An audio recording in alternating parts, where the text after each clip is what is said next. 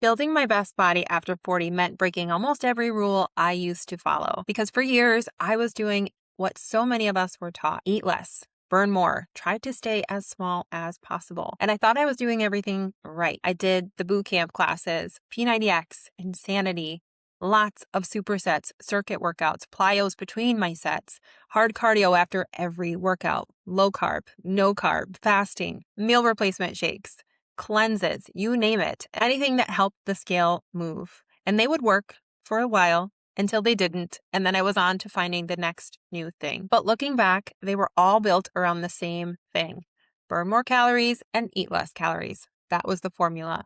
And honestly, that's why those approaches often did work initially. You lose weight, people would notice, you felt good, you felt motivated, but then you'd burn out, rebound, feel defeated, blame yourself, and look for the next new trend promising even better results. What no one ever really talked to us about then was metabolism, muscle preservation, body composition, hormonal health, or sustainability. No one was talking about what happens after years of constantly trying to shrink yourself. And this is where so many women over 40 find themselves now. They are eating very little, exercising a lot, working hard, but frustrated because their body composition is not changing in the ways that they want it to. And that used to be me.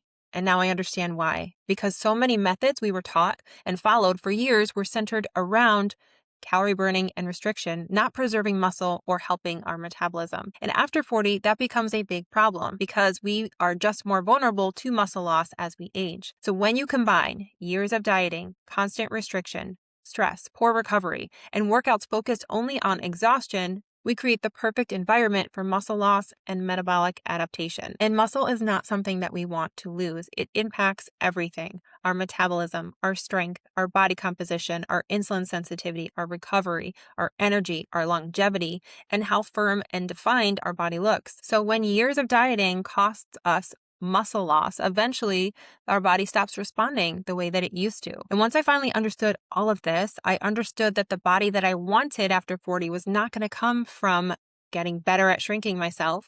It was going to come from learning how to build up my body and my metabolism instead. So today I want to walk you through the 3 shifts that completely helped me transform my body and become my fittest at age 47. And these are also things that I help my clients apply to so that they can get their best bodies over 40. Now, shift number 1 was that I started to eat to support muscle and used a phased approach. One of the biggest mindset shifts for me was realizing that the body does not thrive when it's in constant restriction. Those old approaches had us permanently dieting, always trying to weigh less, always trying to eat less. But eventually the body adapts to that. Looking back now, I spent years teaching my body how to just survive and not thrive. And honestly, I think this is why so many women over 40 feel stuck now. They're eating low calories while still being stuck with their body composition, because muscle requires enough nourishment for your body to actually adapt, perform well with proper resistance training, and recover. But for years, so many of us were trying to create a toned and lean body from a body that was chronically underfed. There are times for a deficit, but they should be a phase, not a lifestyle. This is also why I stopped dieting year round and started to use a phased approach instead.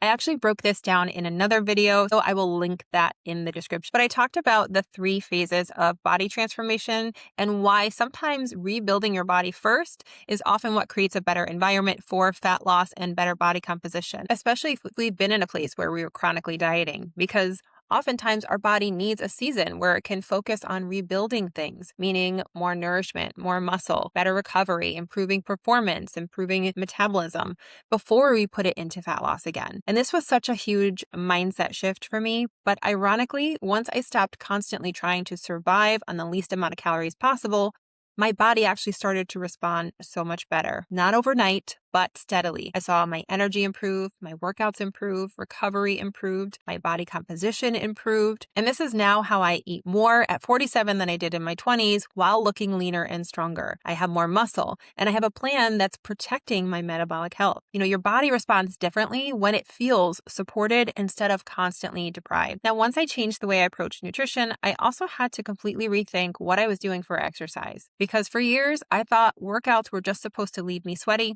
and exhausted. But as we just mentioned, that does nothing to preserve or build muscle. So the second shift was that I started to use the gym to build and not to burn. Most of my old workouts were designed to keep my heart rate really high, burn as many calories as possible. All of them were fast-paced workouts, circuits, minimal rest, plyos between sets, constant movement, trying to end my workouts a sweaty mess. I used to think that if I wasn't drenched in sweat afterward, the workout didn't count. But being exhausted, sweaty, and burning a ton of calories does not mean it was an effective workout, especially when we're talking about building muscle. There's a huge difference between exercising and training to create enough stimulus for muscle growth and preservation, because muscle requires stimulus, tension, progression, and recovery, not just sweating, not just burning calories. And I know this is where so many women get frustrated because they are in the gym, they are working hard, but their workouts are still built around burning and not building. And after 40, that distinction matters even more because preserving muscle becomes critical for our metabolism,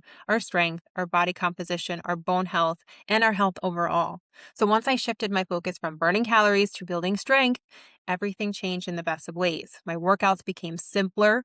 They were more intentional, more focused. I was lifting with intention, progressing my lifts over time, controlling my reps, recovering properly, and actually creating the right stimulus for my body to respond. If you want a deeper breakdown as to how to train to get toned over 40, I also did another video on that. I will leave it below. But there's a massive difference between workouts built to burn calories versus workouts built for body composition. And the irony and the cool thing is I work out less now than I used to, but getting dramatically better results. I'm in the gym 3 to 4 days a week for 45 minutes to an hour versus 6 days a week, 1 to 2 hours a day, and I look and feel so much better. More is not always more. At 40, it is all about working smarter and not harder to build your best body. Now on to the third and final shift, and that is the scale. I had to divorce that number in my head and shift my focus from body weight to body composition. So many of us are chasing this trivial number in our heads, but the scale does not tell us the whole story because you can be losing weight, but also be losing muscle. And that's exactly what happened to me for so long,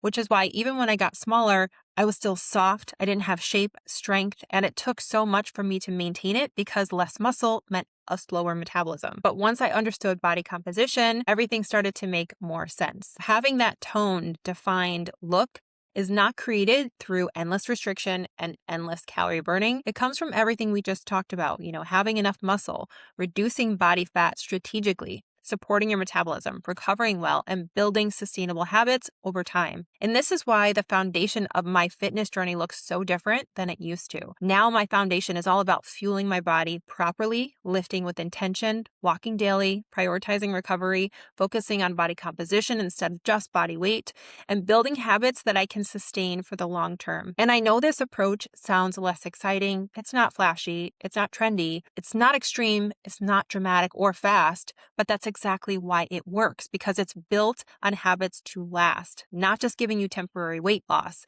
And I think this is a big distinction that we need to understand. Fast weight loss and long-term body transformation are not the same thing. A lot of those old methods we used to use could create quick scale changes, but very few of them helped you improve your metabolism, helped you build muscle, or helped you get results long-term. And that's what most of us want, not just to lose weight temporarily, but to feel strong, lean, healthy, energized, confident, and be our best for the years ahead. Building my best body after 40 meant breaking almost every rule I spent years following. And it was scary to lean into those new things, but I'm so happy that I did because I look and feel so much better. And that's what I want for you too. I hope this was eye-opening and inspires you to be a rule breaker too. You can build the best body of your dreams over 40, but it's going to come from building it and not burning it away. If this video was helpful, please let me know below. Comment, let me know what resonated with you the most. And don't forget to check the description for those other videos that we mentioned, plus some free resources and ways to work with me so that you can build your best body over 40. If you enjoyed this video, I would check out this one next.